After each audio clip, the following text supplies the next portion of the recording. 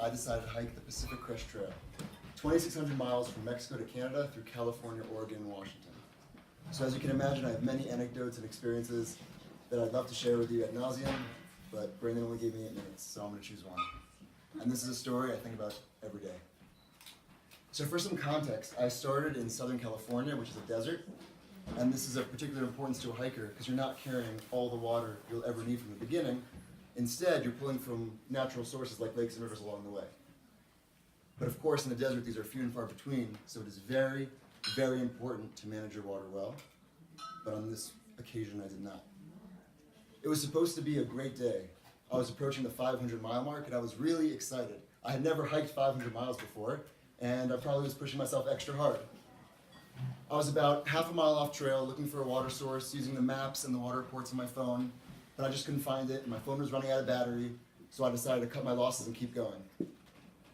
Not long after that, I ran out of water, then I started to get dizzy, then nauseous, and then my peripheral vision started to get blurry.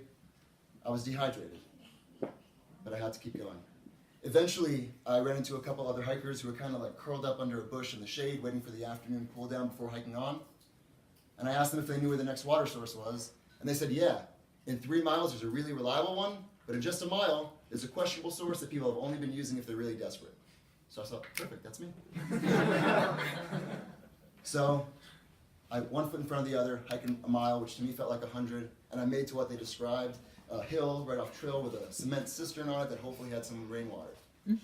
I climb up top and look inside, and immediately I'm hit with a disgusting smell. Wasn't a good sign. I look back inside at this like oatmeal-colored water with potato chip bags and other trash floating in it, but to be honest, that didn't really bother me.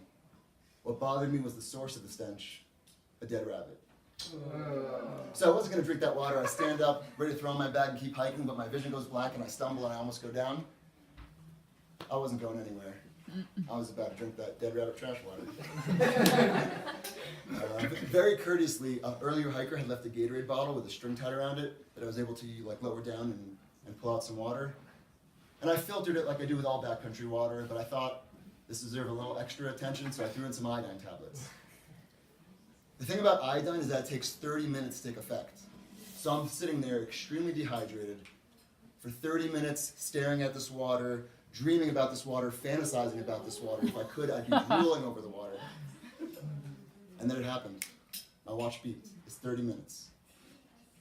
As I open the bottle, my eyes well up with tears. I'm just so grateful that I'm going to get to drink the water, that I know I'm going to be okay. And before I drink, before I put the bottle to my lips, I hesitate, and I did something that was pretty uncharacteristic of me at the time. I said a blessing. I was just so compelled with appreciation that I wanted to express it. And so I drank, and it was absolutely delicious. To me, that felt like the first authentic blessing I ever said over food or drink, and it felt important. It felt important to carry that with me forward, so the next time I eat or drink, I honored it. And I can't say I haven't missed a blessing since, but I really, really do my best to take a moment to appreciate whatever I am going to eat or drink, and I encourage you to do the same. I'm not here to ask you to make a lifelong commitment, but I think it would be really cool if you do it once.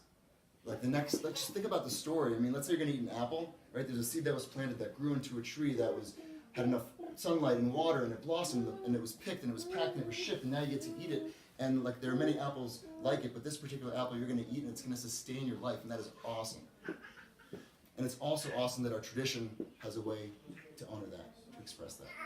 So the next time you eat or drink, which might be happening now or maybe after these talks, I encourage you to take a moment and appreciate it and express it any way you see fit.